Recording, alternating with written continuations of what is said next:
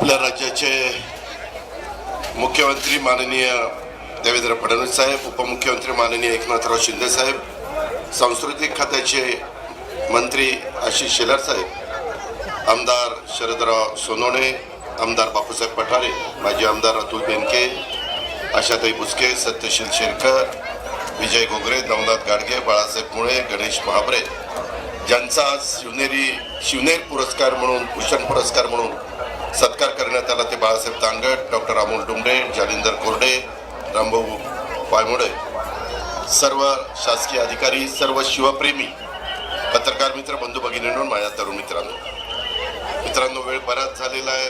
पुढे मुख्यमंत्र्यांचा एक महत्त्वाचा कार्यक्रम आहे. मी सुरुवातीलाच आपल्याला सगळ्यांना आपल्या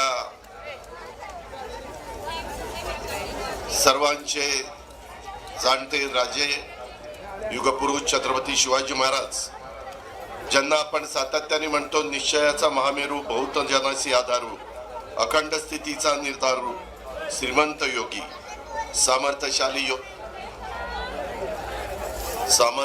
योद्धा कसा असावा, आदर्श शासनकर्ता कसा असावा, प्रजाहित दक्ष आणि युगप्रवर्तक जाणता राजा यांना व्यक्तिशः माझ्या वतीनं, आपल्या सर्वांच्या वतीनं मी सुरुवातीलाच मानाचा मुजरा करतो.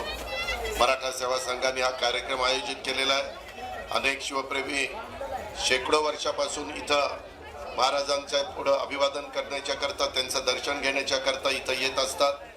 तोच आजचा हा महत्त्वाचा प्रसंग.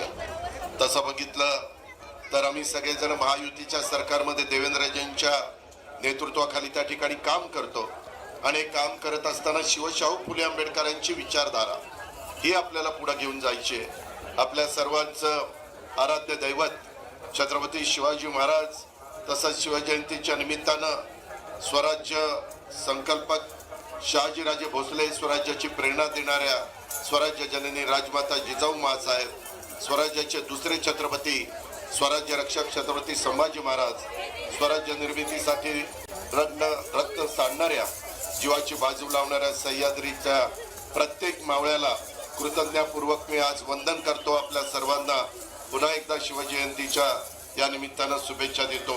खूप काही आज बोलण्यासारखं आहे. बाकीचे पण मान्यवर त्या ठिकाणी बोलणार आहेत. आपण राज्य सरकारच्या वतीनं सातत्याने शिवनेरीच्या परिसरामध्ये अनेक चांगली कामं करण्याचा प्रयत्न केला. मला जुन्नरकरांना सांगायचं, परवाच आपला इथं न्यायालयाचा कार्यक्रम होता आणि त्याला न्यायाधीश आलेले होते मुक्कामाला.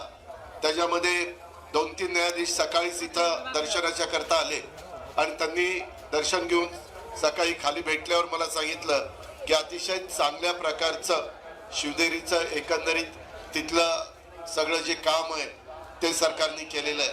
आपण सगळेजण शिवसैनिक आहात, शिवभक्त आहात आणि त्याच्यावर आपल्यावर पण जबाबदारी फार आहे.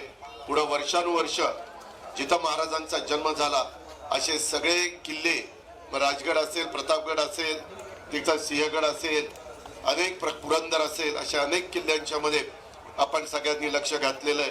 महाराष्ट्रातले गड किल्ले छत्रपती शिवाजी महाराजांच्या स्वराज्याची खऱ्या अर्थानं दौलत आहे आणि हे गड किल्ले आपले शक्तिस्थान आहेत, स्फूर्तिस्थान आहेत आणि त्यामुळे या गड किल्ल्यांचा विकास करण्यासाठी महायुतीच्या सरकारच्या माध्यमातून विशेष प्रयत्न चालू आहेत.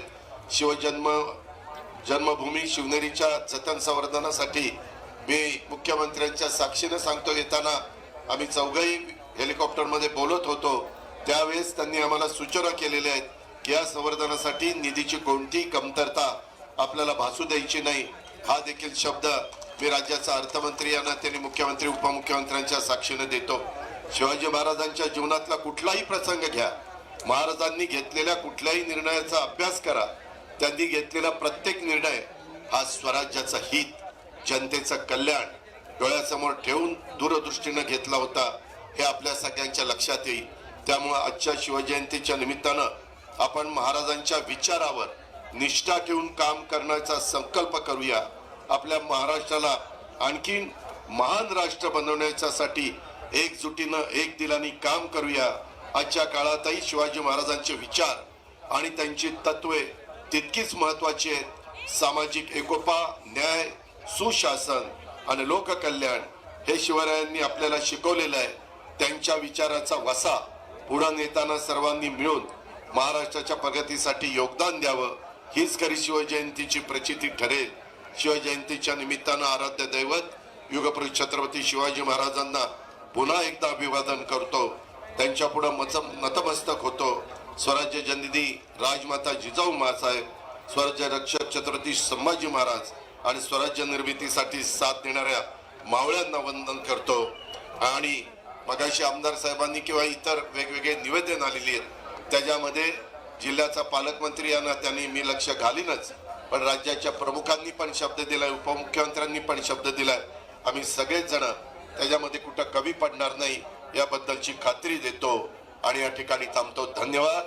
जय हिंद, जय महाराष्ट्र, जय जिजाऊ, जय शिवराय.